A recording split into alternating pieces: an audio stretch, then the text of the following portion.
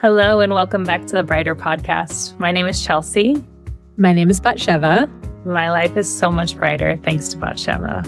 And my life is so much brighter thanks to you, Chelsea. We love to come on here and share tools, techniques, stories, our own personal journey in hopes that it can help to brighten your day and make your journey a little brighter. Today, we're going to be talking about a really touchy and dear subject called people pleasing. But before we get into that, let's all arrive in the space, as we like to say, by taking a few deep breaths together. So if you're in a space where you can close down your eyes, I invite you to do that. If not, keep your eyes open and just breathe with us. So exhaling the air out, taking a deep breath in through the nose, and exhaling out the mouth. Another deep breath in the nose. And exhaling out the mouth. Last breath, deep breath. And exhaling out anything that's ready to go.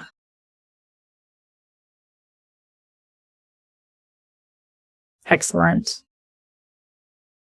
So, people pleasing. Have you done it? Are you still doing it? Maybe it was something that you're taught whenever you were younger. Maybe it's something that you've grown into through different relationships. What is it for you, BatSheva?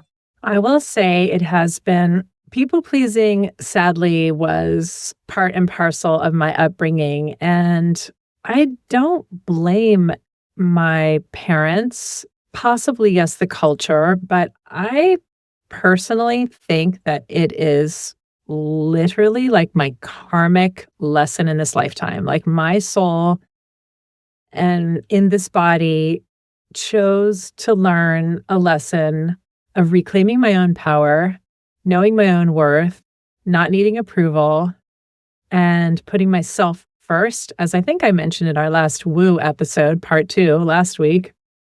Putting myself first and then taking care of others because that's my life lesson, I believe, in this lifetime. And it's been reinforced by different astrology readings, for example, that resonated deeply. I therefore came into this world with that aspect of myself very amplified. That is to say, the desire and this need to please others and to gain their approval.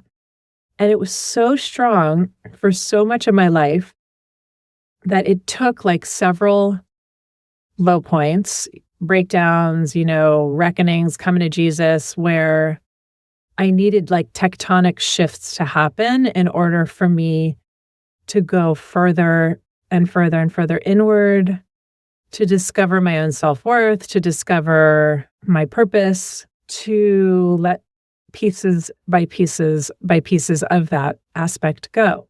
And still, it's interesting because I often find myself watching myself, and I think that that is an aspect of people pleasing. It's almost like, how does this look to someone else? Becomes more, I don't know about more important, but it becomes something that I'm focused on instead of just being in my life, in the moment, in the flow. It's terrible. I wear a ring that I had engraved, and I wear sometimes on my wedding finger after my separation with my ex-husband that says, "Don't sacrifice yourself, mama."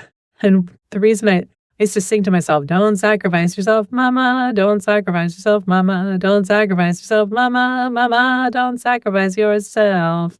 And it was like this jingle, because what is sacrificing? It's people fucking pleasing. It's sublimating my needs and my own power and putting myself fucking first, pushing that down in order to make sure everyone around me is okay, or make sure the people who are important, in quotation marks, are okay. And often those are the people who are very judgmental. Even with my ex-husband, I felt like he kind of put me on pins and needles sometimes because he could be a very intense personality. So it almost would create this like frantic desire to people please, so that also in search of calm, so that there wouldn't be conflict. Because again, I was born into this lifetime with a very like conflict averse side to me that I don't think it's helped me. It's gets in my way of setting boundaries, of stepping into my power, speaking my truth unafraid. So I guess that's a little bit about my experience with lovely people pleasing topic. What about you? I can so relate to that. I can relate to putting your needs second in order to make sure that everyone around you is okay. And whenever I think about it, it kind of goes back like to childhood and then from then on, because it was at first, and I think that I also am probably in the same boat of like, this is a life lesson. This is my karmic curriculum, if you will, because it has shown up several times and it wasn't just like the childhood stuff, but my parents loved them so, so much, so grateful for them and the upbringing that I had and everything that I have, all the ways that they have supported me and loved me throughout my life.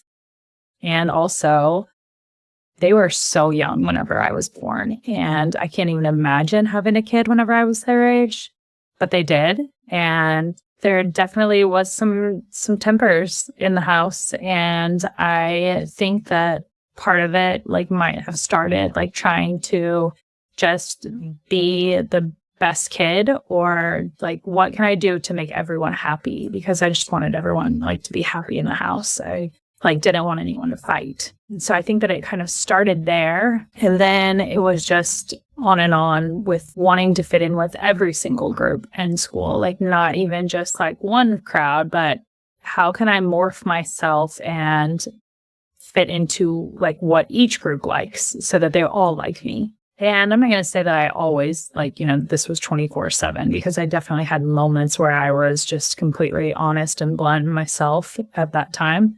But that was like definitely a trait that I carried. And I call it the chameleon, how can I blend into whatever environment I'm in or be accepted in whatever environment I'm in. And it's really good survival skill to have. And then as I've gotten older and things have changed and I have been able to kind of hear my own voice more, I guess, and not just been hearing the people who I like looked up to, it's definitely been tough. It's been really tough to think about what it is that I want and to continue doing that even whenever I'm not getting that recognition from my closest people, or I say my closest people, I guess, that, blood ties, family, or my in-laws, or my husband's family. Of course, there's the friends. But even with that, it's like the friends that you've had, and you had them for other interests. And like, are they still showing interest? Like, is the friendship still there? Like what is still in common? And this is like even deeper than what I thought it was going to be. But it's like looking at those relationships and kind of coming back to the thought of like people are in your life for a reason, a season, a lifetime, a lesson, whatever it is.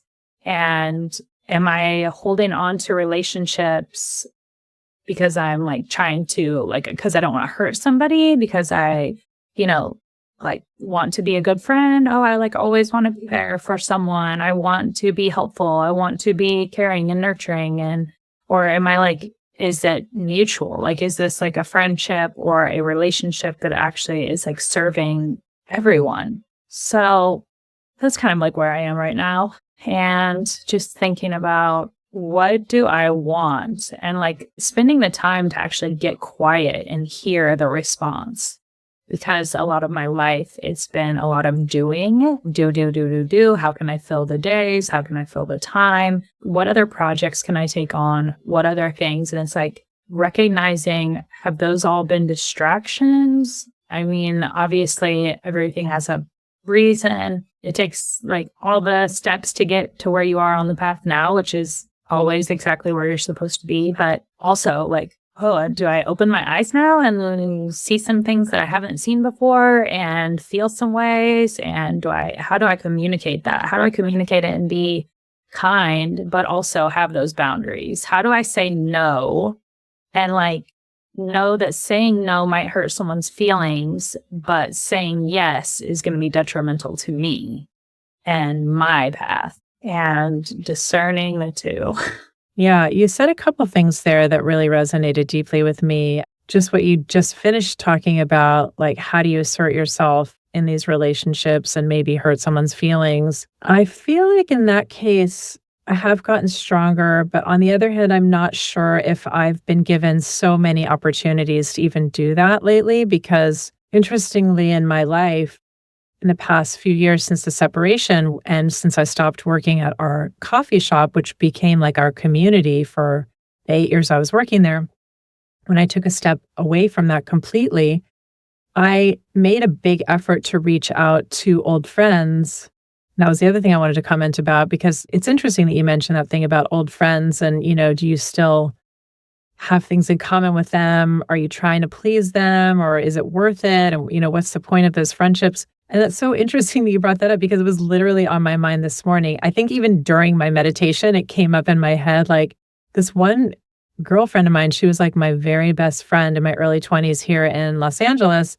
And I reached back out to her after our separation, and we had connected, like we were meeting up regularly. And then she kind of pivoted into like a different thing. And like everyone I know, she's busy in her life. And she kind of stopped making the effort to meet up, and I would still make it here and there. And I made it recently, and I texted her like more than a few times, and she actually didn't even fucking write me back. And I know it is not personal, but it doesn't mean it doesn't hurt. And so during my meditation, I literally thought I like this thought popped into my head, like, well, what if I just texted her, like, I feel lonely and isolated, like, can we get together?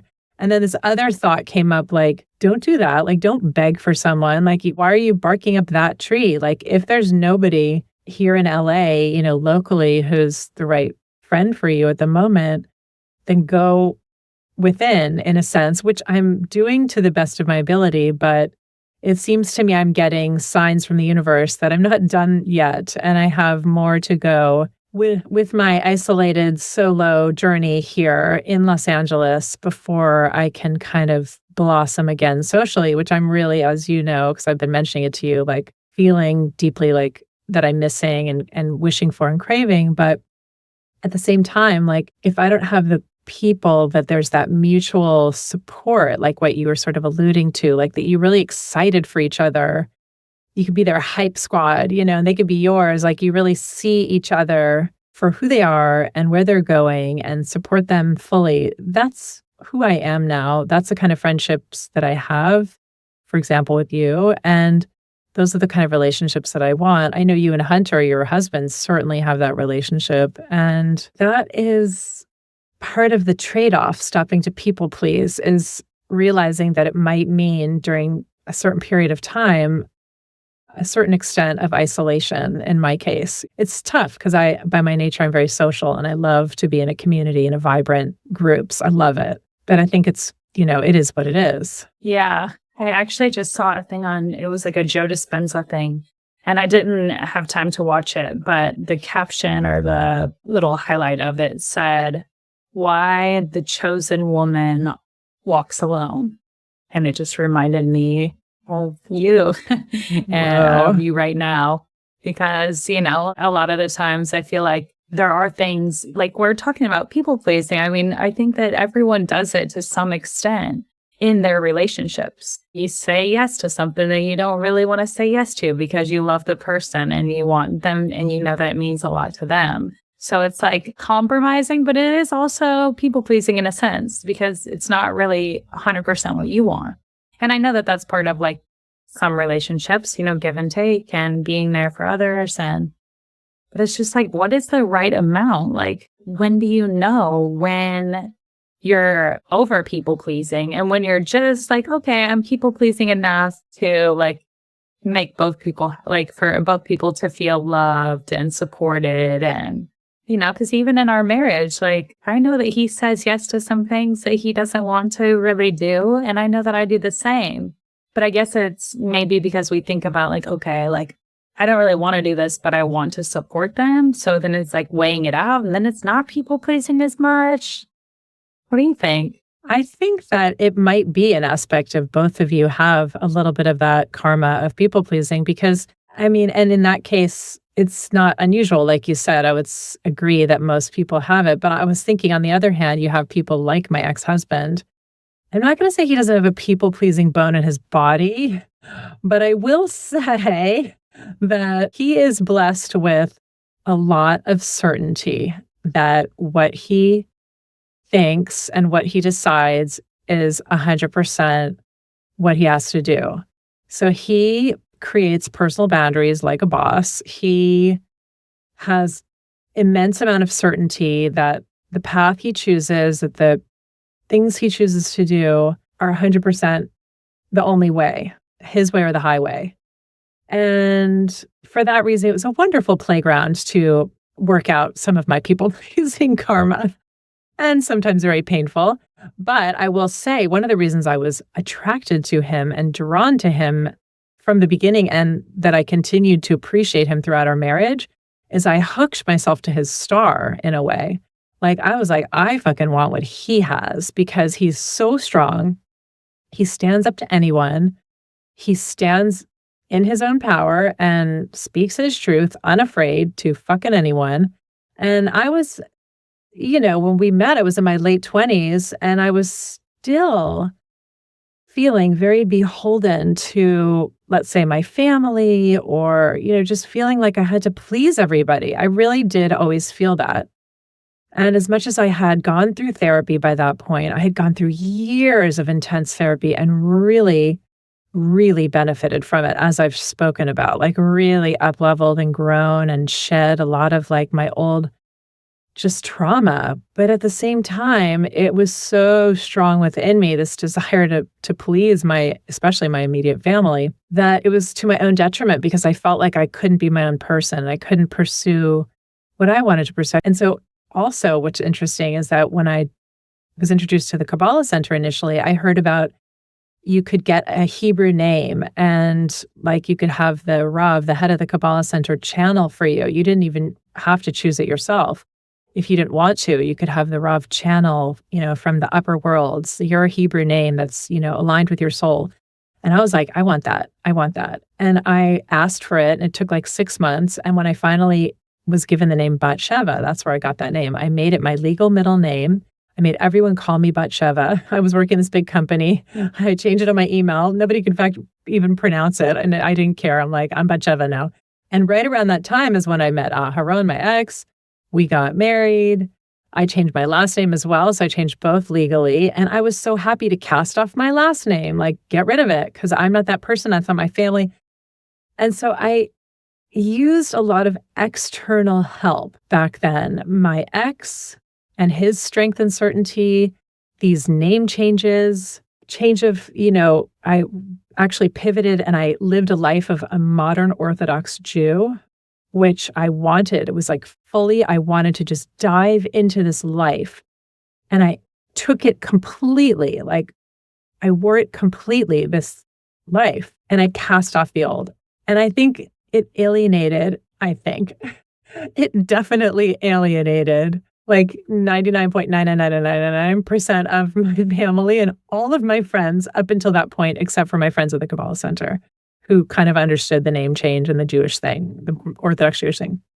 So I did that and cut to 20 years later when I'm coming out of this marriage. And I'd already been as I've mentioned, for 8 years at least now 10 years, like 8 years before I separated. I had already been on a different self-discovery journey where I had started to meditate and figure out what works for me and who I am and reconnecting again with creativity and music and singing and different things. And then finally with the separation, and I had already kind of was ready to let go of the coffee shop. And I realized I needed to take a step back from the Kabbalah Center and all of those demands and rituals and the life of the Orthodox Jewish living and traditions and rituals and restrictions, and just like fully say yes to everything else that came into my path, which is how I met you through our very first episode. If no one's ever listened to it, if you're hearing us now, go back and hear how we met. It was in a 10-day silent retreat in Palm Springs. So I feel like I'm a baby, like I'm like a 3-year-old, I'm a toddler, because it's been 3 years since the separation, that I'm like learning not to people please without all the anchors of all the externals. In fact, I chose to get my maiden name back, Sussman, because I didn't ever quite feel like connected with the new last name I got, my married last name. So I actually wanted to figure out a third option, but nothing came to me. So I just went ahead and took my maiden name back. But I'm moving forward as a creator and as an artist and actress as BatSheva Raisa, because BatSheva did really feel like my heart and my soul, like it really spoke to me, that new name. And Raisa was the middle name that I replaced it with. And I'm really connected to that name too. I love it. And so I am, again, redefining myself with the name. But I hope and I feel like I'm finally synthesizing all of myself from all those years pre-Kabbalah and pre-Orthodox Judaism marriage, and then all those years during, which are amazing and fueling a lot of my spiritual growth and my inner growth, and being a mother of 4 children, like that was an enormous amount of growth. And now I have only like 3 years under my belt of this new me. So I'm hopeful that I will be less and less of a people pleaser every day, every week, every month, every year for the rest of my life. And I also know that it'll probably come up to challenge me as it does anyway, pretty often. And one last thing, I almost think that I'm getting a break from even being tested now that I think about it, because without very close friends and family here in LA, I mean, my kids are a different kind of challenge, but I'm not trying to that often. Sometimes, yes, but I'm usually not trying to people please for them.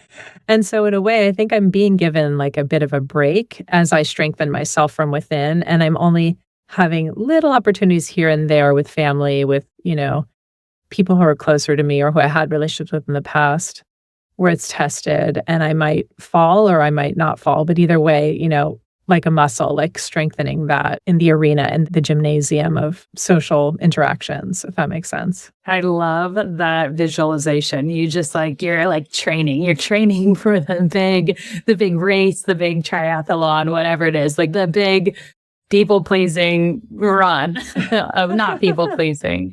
You're just like every day working out. Like, yeah, you're right. It is. And something else that came to me was thinking about BatSheva and I've recently been talking about our human design, because it's like, okay, how do you, like I said, like, how do you tell whenever you're people pleasing or whenever like it's actually like what you want to do? Because for so long, I've been through phases where I was like, you know what, I'm going to say yes to everything. Like whenever I got out of my first long-term relationship, I decided I was going to be single for like a year and a half or something. And then I was like, I'm going to say yes to every single guy that asked me on a date, because I am sick of, like, I don't want to pick like the same guy. I want to think about the qualities and all these other guys and see how like other guys treat me on dates and just say yes. So I said yes to all these dates, and I dated so many people at once, and it was so weird. And to tell men that you're like dating other people, that was a totally awkward, weird situation, because of course I didn't want to hurt anyone's feelings or make anyone feel bad or anything like that. And then whenever I had gotten out of another relationship, and it was like I was getting invited on trips and things and like to different concerts, and I just said yes to everything. Like it didn't matter. Like if there was a way for it to work out, then I would be there. And I said yes to so many things, and I was so grateful I did that, because that was like all right before COVID hit. Like I came back from this band called Fish Mexico, and as soon as I got back, it was like the world shut down. But I had went to like 25 string cheese incident concerts that year. I had just went to a music festival in Tucson, Arizona called Gem and Jam. I'd been on Jam Cruise right before that music festival. and met somebody that invited me to go to Fish Mexico. And I said yes to that as well. It was just like, I said yes to everything. And I was like fully loaded. And I literally told myself, I was like, all right, whenever you get back from this trip, like you need to like work and pay off of some of these vacations. And literally then the world shut down and all I could do was work because I was a nurse. And so, yeah, but where I was going with that was that, you know, like when do you like in the moment discerning, like saying yes because you actually want to. And what I was going to say is that BatSheva and I have been doing a lot of looking at our human design. And for us both, it is we operate from our sacral center. And so like feeling into our sacral area or feeling into like our body, like what is your body saying? Do you have like whenever a question comes up, do you feel tense? Is there like like an excitement? And then going with that, because that's like your internal compass or our internal compass. And so I invite everyone you can get your human design for free if you know I think that we talked about it in the woo episodes, but yeah, just myhumandesign.com. And then you put in date, time of birth, place of birth, and it will tell you where you operate from. Amazing. Absolutely. I was very intrigued to learn a little bit more about myself through the human design module, meaning hearing what I already felt and knew reflected back to me. That's when you know that the woo is for you. Yeah. And it lights you up. I think that, exactly. And so I think that maybe just closing out saying that people pleasing is always going to be there. And finding the right amount or discerning the boundary of when you're like there and you want to do it for other reasons, like not because of the task itself or the situation itself, but there's something else that says yes. And then also just like being able to say no and being gentle about it, like having the boundaries and, standing up and speaking your truth. It doesn't have to be in a hateful way. And so hope that for myself and BatSheva and everyone out there that you are able to stand in your power, speak your truth, train and gain the muscle to have that strength whenever the time arises. Amen. So I believe it's my turn to give a win and a wish. My win is going to be that I started a detox. BatSheva and I have been doing a cleanse detox for how many days? We started on the 8th, I think. Yeah, somewhere around then. Mm-hmm. So yeah, it's been a while, over 2 weeks, almost 3 weeks. And the win is that I started a new chapter of the cleanse. And it's a lot of juicing and just eating like whole, like raw diet. And the win is that I'm really loving all of the recipes. They all taste so good. And I'm grateful. I'm just like happy and joyful to be eating them and having something to eat. I know that for those of you who listen to our fasting, it's like the being able to eat is so much different than not eating anything at all. Like it's like so a whole different willpower. Yeah, exactly. And then my wow is, so right now I've been at home with our dog Gypsy solo for a few days.